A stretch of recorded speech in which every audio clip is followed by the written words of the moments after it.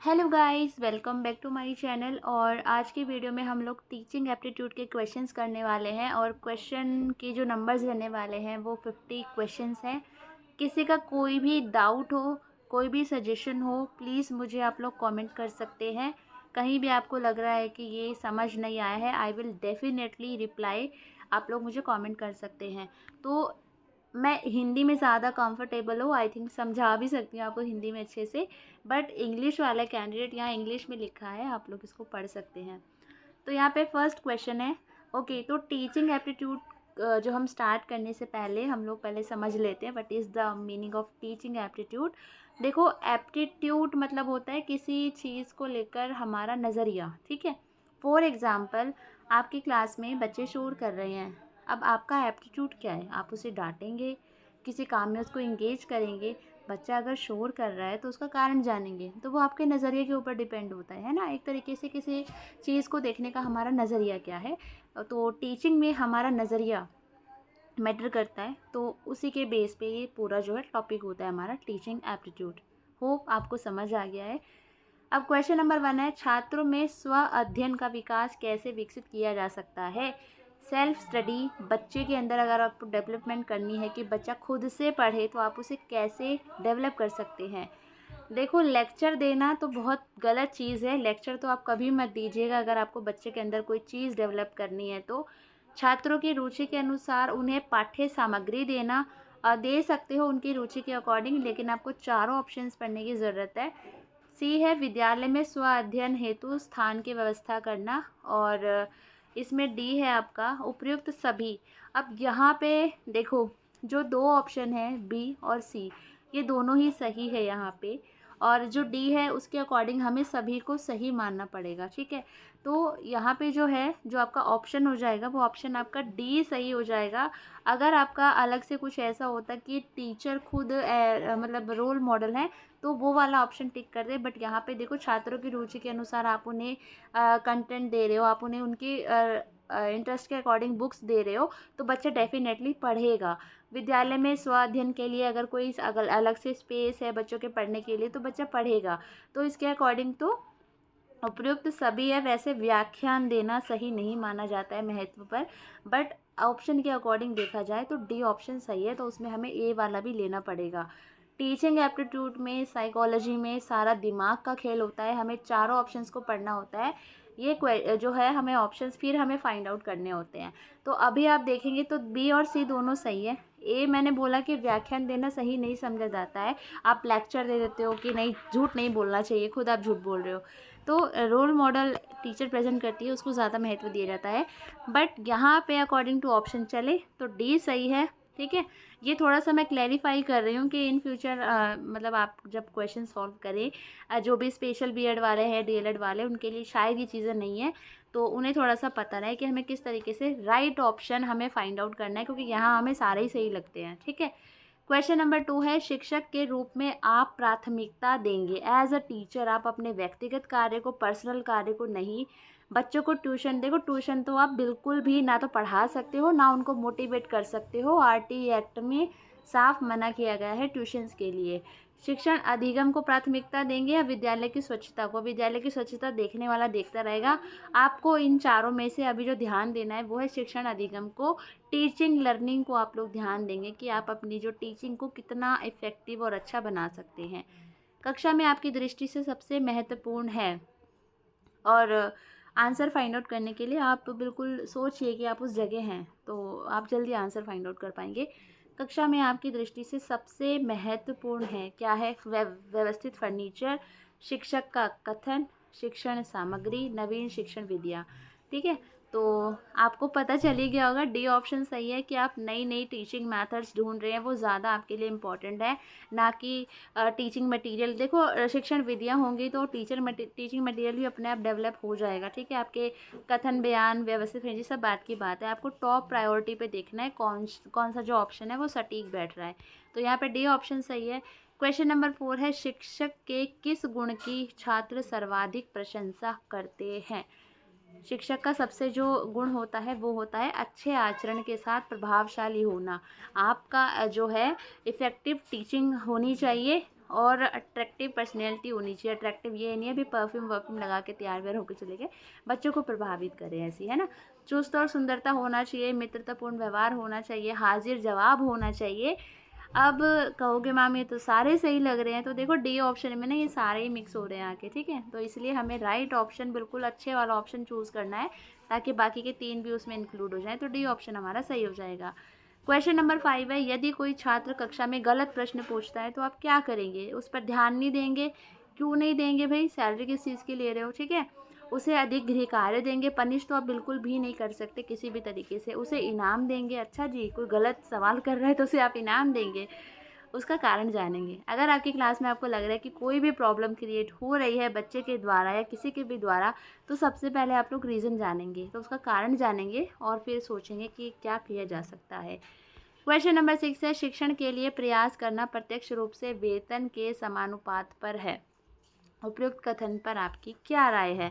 शिक्षण के लिए प्रयास करना प्रत्यक्ष रूप से वेतन के समानुपात है। एक बार इसको इंग्लिश में देख लेते हैं। Teaching effort is directly proportional to salary. कि अगर हम टीचिंग के लिए प्रयास कर रहे हैं, ठीक है, पढ़ाने के लिए, तो क्या मतलब ये डायरेक्टली हम लोग जो है सैलरी के लिए हैं, ठीक है। तो ये कथन तर्क संगत है, कथन ठीक है, कथन पूर्णतः गलत है, तो अनिश्चित ही कह सकते हो आप इसको। डी ऑप्शन सही हो जाएगा। बाकी आपकी क्या राय है आप लोग मुझे कमेंट कर सकते हैं। क्वेश्चन नंबर 7 है, जीवन में अधिक सफलता प्राप्त करने के लिए क्या आवश्यक है? भाग्यशाली होना, धन होना, अच्छे घराने में पैदा होना, परिस्थितियों के साथ अच्छा समायोजन करना। तो डी ऑप्शन सही है। देखो कोई कहता है मुझे भाई मतलब बढ़िया लाइब्रेरी चाहिए, बढ़िया बुक्स चाहिए, तब भी वो कुछ नहीं कर पाते, और कुछ तो मतलब कहीं भी मतलब पढ़ के कहीं से भी आगे निकल जाते हैं ना। मतलब फैसिलिटी अगर आपको मिल रही है, ऐसा कुछ नहीं है। अगर आप लाइफ में आगे बढ़ना चाहते हैं तो आप जो भी सिचुएशन आए उनके साथ आप एडजस्टमेंट करते हुए आगे बढ़ सकते हैं, ठीक है। अब इंतज़ार करेंगे कि यार ये हो जाए तब करूँ, ये हो जाए तब करूँ, फिर तो भैया कुछ कर नहीं पाओगे, ठीक है। ऐसा कुछ नहीं होता, हमें परिस्थितियों के अनुसार ढलना पड़ता है, क्योंकि परिस्थितियों को हम अपने अनुसार नहीं ढाल सकते। तो डी ऑप्शन इसका सही हो जाएगा। क्वेश्चन नंबर 8 है, आप परीक्षा में कक्ष निरीक्षक का कार्य कर रहे हैं, उसमें विद्यालय के प्रधानाचार्य का पुत्र भी परीक्षा दे रहा है। आप मतलब इन्विजिलेटर हैं, और जो आपके स्कूल का प्रिंसिपल है उसका बेटा भी उस क्लास में पेपर दे रहा है। यदि वह कुछ मतलब अनफेयर मीन्स यूज़ करता है, लाइक चीटिंग कर रहा है, या उसके पास मोबाइल है या कुछ भी है, तो आप क्या करेंगे? आप उसे नकल नहीं करने के लिए कहेंगे कि बेटा नकल मत कर, उसकी अनदेखी तो बिल्कुल भी नहीं करेंगे, प्रधानाचार्य से शिकायत करेंगे, आप उसे अनुचित साधन प्रयोग के अंतर्गत पंजीकृत करेंगे। देखो कोई बाइजनेस नहीं होनी चाहिए टीचर के अंदर, तो उस सिचुएशन में आप किसी और बच्चे के साथ जैसा करते हैं ना, वही काम आपको उस बच्चे के साथ भी करना है, यानी आप उसे अनुचित साधन प्रयोग के अंतर्गत पंजीकृत करेंगे, ठीक है। डी ऑप्शन इसका सही हो जाएगा। क्वेश्चन नंबर 9 है, दूरस्थ शिक्षा के बारे में आपकी क्या राय है? ओपन डिस्टेंस लर्निंग, है ना। तो अभी आप एमपी भोजपुर यूनिवर्सिटी से ही कर रहे हो, तो ओपन यूनिवर्सिटी है, यहाँ पे ओपन एजुकेशन है, डिस्टेंस एजुकेशन है। तो यह शिक्षा के प्रचार हेतु अच्छा प्रयास है। विद्यार्थियों के लिए आर्थिक लाभ का स्रोत है। इससे प्रतिदिन विद्यालय नहीं जाना पड़ता, घर बैठे शिक्षण सामग्री उपलब्ध हो जाती है। तो इसका राइट आंसर होगा, इसका राइट आंसर ए हो जाएगा। यह शिक्षा के प्रचार हेतु अच्छा मतलब हम एजुकेशन को एक्सपेंड करना चाहते हैं, तो एक अच्छा मतलब है, क्योंकि कुछ कैंडिडेट होते हैं वो रेगुलर नहीं जा सकते हैं, तो वो डिस्टेंस एजुकेशन जो है ले सकते हैं। तो ये ऑप्शन इसका सही हो जाएगा। और आसपास थोड़ा सा बहुत शोर आ रहा है, मैं रहती ही ऐसी गली में हूँ, यहाँ शोर बंद ही नहीं होता मुझे लगता है। पूरा रात को अगर मैं 1-1:30 बजे बनाने बैठूँ वीडियो, तो तब शांति से बनेगी। आई नो आप लोग थोड़ा सा एडजस्ट कर लोगे चीज़ों को। क्वेश्चन नंबर 10 है, मैं शिक्षक बनना चाहता हूँ क्योंकि मुझे नौकरी की ज़रूरत है, इस व्यवसाय में अच्छा वेतन है, अन्य व्यवसाय में कम छुट्टियाँ हैं, शिक्षण क्षेत्र में मेरी रुचि है। तो देखो भाई, आपका जो भी पर्सनल हो, लेकिन आपको डी ऑप्शन सही लगाना है, ठीक है। ज़्यादा सच्चाई नहीं देखनी है, कोशिश कीजिएगा आंसर ढूंढने में आदर्शवादी बना जाए। तो डी ऑप्शन इसका सही है। ओके, क्वेश्चन नंबर 11 है, शिक्षक का मुख्य कार्य है विद्यार्थियों को पढ़ाना, शिक्षा सीखने के लिए विद्यार्थियों को प्रेरित करना, गरीब विद्यार्थियों को उपचारात्मक शिक्षण देना। उपचारात्मक मतलब रेमेडियल टीचिंग, ठीक है। डायग्नोज होता है ना, डायग्नोज करना, पहले कारण जानना, गलतियाँ बच्चे की ढूंढना, है ना। फिर मतलब उसको रेमिडियल, ठीक है, रेमिडियल मतलब उसको रेमेडी दी जाती है, उपचार शिक्षण गरीब विद्यार्थियों को। तो इसका डी ऑप्शन इसका सही हो जाएगा।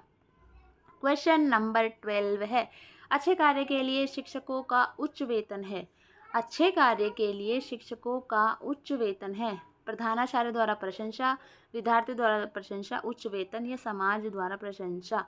देखो, एक अच्छे काम के लिए शिक्षकों को जो उच्च प्रोत्साहन मिलता है वो उसके विद्यार्थियों द्वारा मिलता है, बाकी चीज़ें बाद में आती हैं।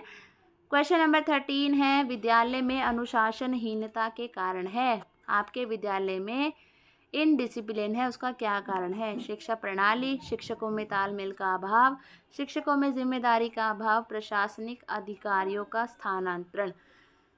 ये तो बहुत हाई लेवल हो गया, इसको तो छोड़ दो। शिक्षकों में जिम्मेदारी का अभाव, देखो अगर शिक्षक जिम्मेदार भी है तो कितना ही डिसिप्लिन में ले आएंगे, है ना। शिक्षकों में तालमेल का अभाव, ये तो कुछ अलग ही है। तो शिक्षा प्रणाली ही खराब है, जो विद्यालय का अनुशासन खराब है, ठीक है, एजुकेशन सिस्टम। तो ये ऑप्शन सही हो जाएगा। क्वेश्चन नंबर 14 है, आपके अनुसार शिक्षा होनी चाहिए बहुमुखी, अंतर्मुखी, सामाजिक, व्यवसाय के साथ जीवन उपयोगी, जैसा कि हमारे महात्मा गांधी जी ने भी कहा था। तो डी ऑप्शन इसका सही हो जाएगा। छात्रों में अनुशासन बनाए रखने के लिए एक शिक्षक की कौन सी भूमिका सराहनीय है? अगर आप बच्चों में डिसिप्लिन बनाए रखना चाहते हैं तो आपकी भूमिका कैसी होनी चाहिए? प्रशासनिक क्षमता एवं अच्छा आचरण, शिक्षक का व्यक्तित्व, शिक्षक का मानसिक स्तर, शिक्षक का व्यवहार। तो देखो, आपका व्यवहार अच्छा होगा, प्रशासनिक administrative capacity and good conduct हो सकता है, but I think behaviour of a teacher, बच्चों में जो है अनुशासन बनाए रखने के लिए मुझे लगता है कि ज़्यादा इम्पोर्टेंट जो भूमिका रहेगी, ठीक है। प्रशासनिक क्षमता के अलावा यहाँ अगर लीडरशिप कुछ क्वालिटी से कुछ होता तो शायद हम मान सकते, बट एक टीचर का जो बिहेवियर है वो कैसा है अपने बच्चों के साथ, वो ज़्यादा मतलब डिफ़ाइन करेगा कि उसके बच्चों का क्या है, अनुशासन में है या नहीं। अब वही है, खुद ही इधर उधर घूम रहा है, खुद ही क्लास में लेट जा रहा है ना, बच्चों को जाके लेक्चर दे रहा है, जल्दी आया करो, टाइम पे आया करो, ठीक है, तो फिर क्या ही है, उसका व्यवहार क्या ही है। ओके, तो क्वेश्चन नंबर 16 है हमारा यहाँ पे, निम्नलिखित में से कौन सा कथन सही है? शिक्षा हमें पूर्ण, संतुष्ट व आत्मबोध प्रदान करती है। शिक्षा समाज में हमारी प्रतिष्ठा बढ़ाती है। शिक्षा समाज के लिए लाभकारी है। उपयुक्त सभी। क्वेश्चन नंबर 17 है, प्रगतिशील शिक्षा, प्रोग्रेसिव एजुकेशन, जॉन डेवी ने इसका कॉन्सेप्ट दिया था। इसमें है कि निम्नलिखित में से किस कथन से संबंधित है? देखो, शिक्षा सूचना और प्राधिकार के शिक्षक सूचना और प्राधिकार के प्रवर्तक है। ज्ञान प्रत्यक्ष अनुभव और सहयोग से उत्पन्न होता है। अधिगम तथ्यों, देखो जहाँ तथ्य आ जाए ना, कि रट्टाफिकेशन आ जाए, कि फैक्चुअल डाटा आपको करना है, उसको ना काट देना, पढ़ना ही मत पूरा, ठीक है। परीक्षा मानदंड संदर्भित और बाह्य, ये भी नहीं है। देखो, जो प्रोग्रेसिव एजुकेशन है ना, वो बच्चे के ना जो एक्सपीरियंस है ना उस पर बेस्ड होती है, और जॉन ड्यूवी ने इसका कॉन्सेप्ट दिया था। तो ज्ञान प्रत्यक्ष अनुभव और सहयोग से उत्पन्न होता है, तो इसका बी ऑप्शन सही हो जाएगा, ठीक है।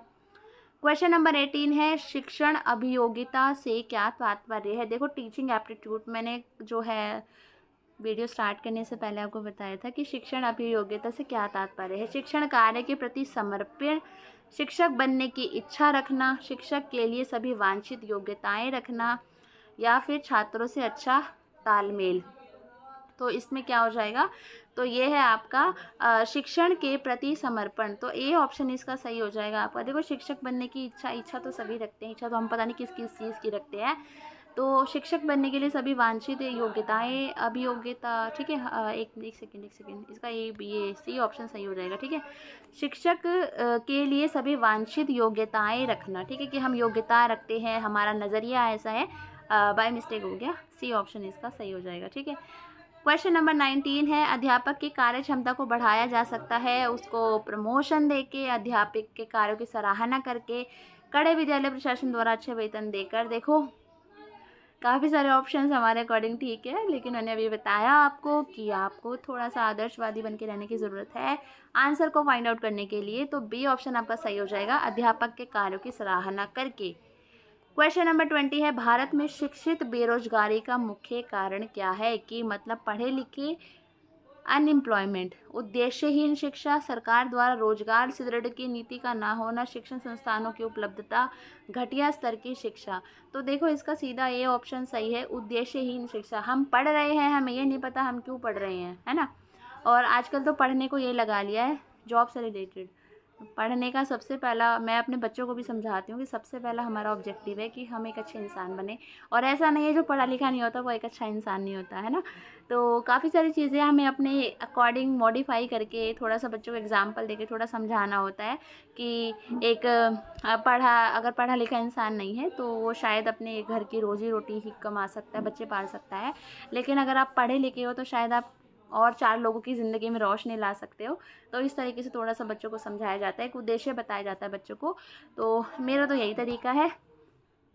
आगे है हमारा क्वेश्चन नंबर 21। शिक्षक का नेतृत्व होना चाहिए, कैसा होना चाहिए? प्रभुत्ववादी, मैं ही मैं हूँ, दूसरा कोई नहीं, ठीक है। साधारण, ठीक है, पढ़ लो, पढ़ना है तो, नहीं पढ़ना मत पढ़ो। लोकतांत्रिक। अच्छा बच्चों, आपको क्या लगता है ये काम हमें किस तरीके से करना चाहिए, इस लेसन में हम और क्या नया कर सकते हैं? ओके, और उसके बाद है डी, अधिनायकवादी। वही है, मतलब मैं ही मैं हूँ, दूसरा कोई नहीं। तो देखो, शिक्षक का नेतृत्व होना चाहिए लोकतांत्रिक, ठीक है। ये उसकी भी सुनो, अपनी भी सुनाओ, मिलकर काम करो, है ना। क्वेश्चन नंबर 22 है, शिक्षक अधिकार अधिनियम किस वर्ष लागू हुआ? देखो 2009 में आया था, 2010 में लागू हुआ था, ये चीज़ याद रखना आप लोग। 2009 RT एक्ट 2009 ऐसे बोला जाता है, आपको लिखा हुआ मिलेगा। यहाँ पे लागू होने की बात हुई है। देखो पारित हुआ था 2009 में, लागू हुआ था 2010 में, इस चीज़ को याद रखना है, 1 अप्रैल 2010 को। यहाँ बहुत कन्फ्यूजन होती है, गलत करके कह जाते हो। क्वेश्चन नंबर 23 है, हमें शिक्षा ग्रहण करनी चाहिए क्योंकि शिक्षा व्यक्ति को विद्वान बनाती है, व्यक्ति को धनोपार्जन के लिए समर्थ बनाती है, व्यक्ति को स्वावलंबी बनाती है। तो सारे ऑप्शन सही हो जाएंगे इसमें, डी। अगला है हमारा क्वेश्चन नंबर 24।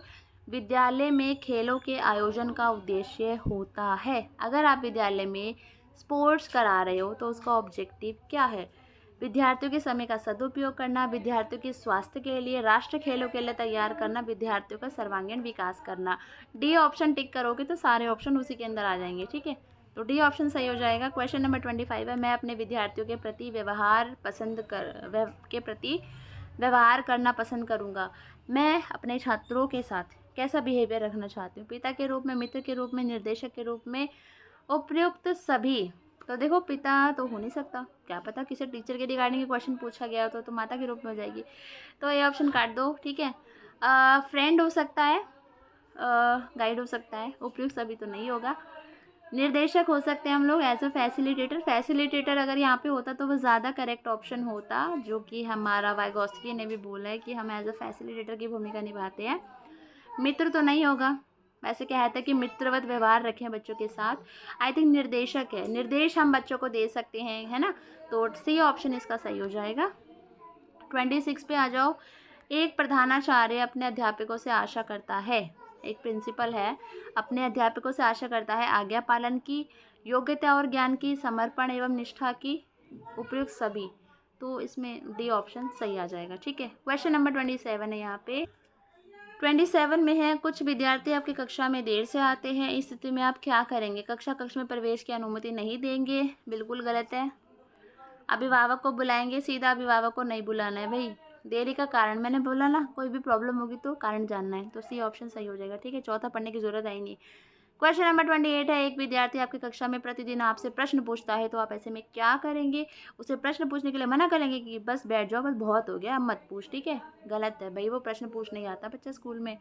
प्रश्न पूछने के लिए उसकी सराहना करेंगे, अच्छा वेरी गुड बेटा, अच्छा ऐसा भी क्वेश्चन होता है, ठीक है। सी ऑप्शन है, विद्यालय समय के बाद प्रश्न पूछने के, नहीं बिल्कुल भी नहीं। आप ऐसे बोलेंगे बेटा बाद में आना स्कूल के समय के बाद, क्यूरियोसिटी खत्म हो जाएगी, वो सीखना बंद कर देगा, है ना।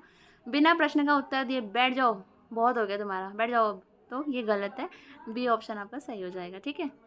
क्वेश्चन नंबर 29 है, अभिभावक अपने बच्चों के लिए अध्यापकों से आशा करते हैं, पेरेंट्स होते हैं ना, अपने बच्चों के लिए टीचर से क्या आशा करते हैं? निष्पक्ष व्यवहार की, ठीक है, न्यूट्रल बिहेवियर होना चाहिए टीचर का, सहानुभूति एवं प्रेम पूर्वक व्यवहार की। तो दोनों ही है, तो ए और बी आपका सही हो जाएगा, यानी सी ऑप्शन आपका करेक्ट हो जाएगा। क्वेश्चन नंबर 30 है, आधुनिक समय में विद्यार्थियों को आध्यात्मिकता का ज्ञान देना पिछड़ापन कहलाएगा, असंभव कार्य है, आवश्यक है, आवश्यक नहीं है? देखो बहुत आवश्यक है भाई, मेरे को तो खुद ज़रूरत है आध्यात्मिकता की, और बच्चों को तो होनी चाहिए। आजकल जो इतना मतलब बच्चे एग्रेसिव हो गए हैं, तो आध्यात्मिकता बहुत ज़रूरी है, बहुत ज़्यादा ज़रूरी है। 31 है, विद्यालय के सभी कार्यक्रमों में भाग लेना चाहिए क्योंकि सीखने का अवसर मिलता है, आत्मविश्वास में वृद्धि होती है, व्यक्तित्व का विकास होता है। डी ऑप्शन इसका सही है, ठीक है। 32, एक विद्यार्थी आपकी कक्षा में दुर्व्यवहार करता है, आप क्या करेंगे? उसे कक्षा में खड़ा होने के लिए कहेंगे, चल बे बेटा खड़ा हो ले, बहुत हो गया, गलत है। उसे कक्षा से बाहर जाने के लिए, बाहर तो भेज में मत देना, प्रिंसिपल ने देख लिया तो दिक्कत हो जाएगी, ठीक है। चुपचाप अपना कार्य करते रहेंगे कि करता रहे बेटा, तो फिर तुम किस लिए हो, है ना। तो डी ऑप्शन इसका सही हो जाएगा। अगर आपकी क्लास में बच्चा बदतमीजी कर रहा है, दुर्व्यवहार कर रहा है, पढ़ा रहे सुन नहीं रहा है, तो आप अपनी जो शिक्षण सहायक सामग्री है, जो अपना पढ़ाने का तरीका है, उसको इंटरेस्टिंग बनाएंगे ताकि बच्चा खुद ही पढ़े, ठीक है, अपना बिहेवियर सुधारे वो। क्वेश्चन नंबर 33 है, जो आपकी रचनात्मक और वैध आलोचना करता है उसे आपके द्वारा किस प्रकार मानना चाहिए? जो आपकी रचनात्मक और वैध आलोचना करता है उसे आपके द्वारा किस प्रकार मानना चाहिए? एक मित्र की तरह, एक आलोचक की तरह, एक प्रतिद्वंदी की तरह, जैसे को तैसे के रूप में। भाई तूने मेरी बुराई करी है, मैं तेरे को नहीं छोड़ने वाली, है ना, तो ये तो गलत हो जाएगा। अगर कोई आपकी रचनात्मक और वैध आलोचना करता है कि इसमें थोड़ा सा यही चेंज हो सकता था, इस काम को ऐसे नहीं ऐसे भी किया जा सकता था मेरे हिसाब से, तो आप उसे कैसे देखेंगे? एक मित्र की तरह, हाँ ये मेरा बहुत अच्छा मित्र है, हाँ इसने मतलब मुझे क्रिटिसाइज़ किया है, ठीक है, तो आप उसे एक आलोचक के रूप में देखेंगे। क्रिटिसाइज आलोचना मतलब होता है आपके वो दोनों तरीके के पॉइंट्स, प्रतिद्वंदी तो खैर क्या ही हो जाएगा वो, ठीक है। 34 है, नैतिक शिक्षा के लिए कौन उत्तरदायी है? माता पिता, विद्यालय, समाज, उपयुक्त सभी है। भैया अब तो नैतिक शिक्षा की बहुत ज़रूरत है बच्चों को। 35 है, छोटे बच्चों के लिए स्कूली शिक्षा में किस प्रकार का बोझ अपेक्षित नहीं है? छोटे बच्चों के लिए स्कूली शिक्षा में किस प्रकार का बोझ नहीं दिया जाना चाहिए? लिखने का, पढ़ने का, गृह कार्य का, विद्यालय जाने का। गृह कार्य का मना किया हुआ है भैया RT एक्ट में, ठीक है। लिखने का है, लिखने का बोझ तो है, लिखेगा तो सही, पढ़ेगा भी वो, है ना। और विद्यालय जाने का तो खैर क्या ही बोले, विद्यालय तो जाना ही पड़ेगा। गृह कार्य नहीं दिया जाता है बस 2nd क्लास तक, ठीक है। क्वेश्चन नंबर 36 है, जब आपके बच्चे सफल हो जाते हैं तो आप कैसा महसूस करते हैं? ईर्ष्या होती है, अरे मेरा पढ़ाया हुआ बच्चा मेरे से आगे निकल गया, गलत है। खुशी होती है, हाँ, सेल्फ सेटिस्फेक्शन होता है, हाँ देखो भाई मेरा पढ़ाया हुआ बच्चा, मतलब गिल्टी, दोषी, गलत। तो ए और डी तो काट दो। देखो इसमें खुशी भी ठीक है, बट सेल्फ सेटिस्फेक्शन मिलती है कि हाँ मतलब मैंने इतना अच्छा करा। जैसे होता है ना कि कभी हम डेली स्कूल जा रहे हैं, हम जिस दिन ना बहुत अच्छे से पढ़ाते हैं, जिस दिन हमें कोई कागजी वर्क नहीं होता है ना, पेपर वर्क नहीं होता, तो सच में एक सेल्फ सेटिस्फेक्शन मिलता है, और ये सच्चाई है। एक टीचर को अगर बिल्कुल ऐसे पढ़ाने के लिए दिया जाए ना कि सिर्फ तुम बच्चे पढ़ाओ, तो बहुत सेल्फ सेटिस्फेक्शन मिलता है। कभी कभी तो इतने काम में उलझ जाते हैं कि नहीं ध्यान जा पाता बच्चों का, लेकिन कभी कभी ही वो चीज़ें होती है। लेकिन सेल्फ सेटिस्फेक्शन मिलता है कि अगर आपका बच्चा आगे बढ़ रहा है तो, है ना। खुशी तो होती है बट सेल्फ सेटिस्फेक्शन ज़्यादा होता है। क्वेश्चन नंबर 37 है, शिक्षण का पहला और मुख्य उद्देश्य है। शिक्षण का पहला और मुख्य उद्देश्य है शिक्षार्थियों के वास्तविक जीवन की समस्याओं के समाधान हेतु कौशलों का विकास करना। केवल ज्ञान तो आप बच्चों को दोगे नहीं, ज्ञान तो कहीं से भी ले लेगा। कक्षा में व्याख्यान, मैंने बताया था ना व्याख्यान गलत है। शिक्षार्थियों में व्यक्तिगत संबंध रखना। शिक्षण का पहला उद्देश्य है कि व्यक्तिगत संबंध तो खैर रखनी चाहिए हमें, बट ये ऑप्शन सही है कि हमें उनके वास्तविक जीवन की जो समस्याएं उसकी ज़िंदगी में आती है, उसके बच्चे के अंदर हमें वो स्किल्स डेवलप करनी है ताकि वो उन समस्याओं से स्वयं ही निपट सके। क्वेश्चन नंबर 38 है, विद्यालयों में अनुशासनहीनता के लिए उत्तरदायी कारक है। विद्यालयों में अनुशासनहीनता के लिए उत्तरदायी कारक है दोषपूर्ण शिक्षण विधियाँ, अध्यापकों के नेतृत्व की कमी, मूल्यों की कमी, उपयुक्त सभी। तो विद्यालय में अनुशासनहीनता के लिए क्या दोषपूर्ण शिक्षण विधियाँ है, अध्यापकों में नेतृत्व की कमी भी है, मूल्यों की कमी है, तो यहाँ पे आपका डी ऑप्शन सही हो जाएगा। 39 है, यदि आप प्रधानाचार्य है, होप कि मैं होती या आप होते, आप में से शायद नहीं होंगे तो नहीं यार, होते तो बीएड क्यों करते हैं ना। चलो, यदि आप प्रधानाचार्य हैं मान लीजिए और विद्यालय में कोई शिक्षक समय पर नहीं आता है तो आप क्या करेंगे? उसको सबके सामने डांटेंगे। देखो सबके सामने तो हम बच्चों को भी नहीं डांट सकते, टीचर को डांट दोगे तो बहुत बुरा लगता है। उसको कार्यक्रम के बाद मिलने के लिए कहेंगे, हाँ ठीक है आप बाद में आके मिलना। उसके उत्तरदायित्व को बताएंगे, भाई उसे अपना उत्तरदायित्व पता है उसको कि टाइम पे आना चाहिए। छोटा बच्चा तो है नहीं, उसको सिखाएंगे, है ना। और छोटा बच्चा भी पेरेंट्स उसको लेट लेके आते हैं, खुद से नहीं आता वो, है ना।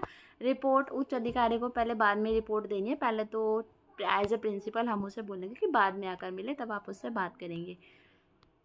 क्वेश्चन नंबर 40 है, व्याख्यान अधिक प्रभावशाली तरीके से दिया जाएगा अगर तैयार किए हुए नोट्स को पढ़ाता हो, पहले से अच्छे नोट्स की तैयारी करता है, विद्यार्थियों को चर्चा व विमर्श में व्यस्त रखता है, प्रभावशाली तरीके से विद्यार्थियों को शिक्षण अधिगम में व्यस्त रखता है। देखो, एक लेक्चर जो होता है वो ज़्यादा इफ़ेक्टिव होगा अगर चारों ऑप्शन सही हैं, लेकिन अगर विद्यार्थियों को चर्चा, अगर एक लेक्चर बच्चों को इंक्लूड करता है डिस्कशन में, है ना, तो वो ज़्यादा इफ़ेक्टिव जो है लेक्चर माना जाता है।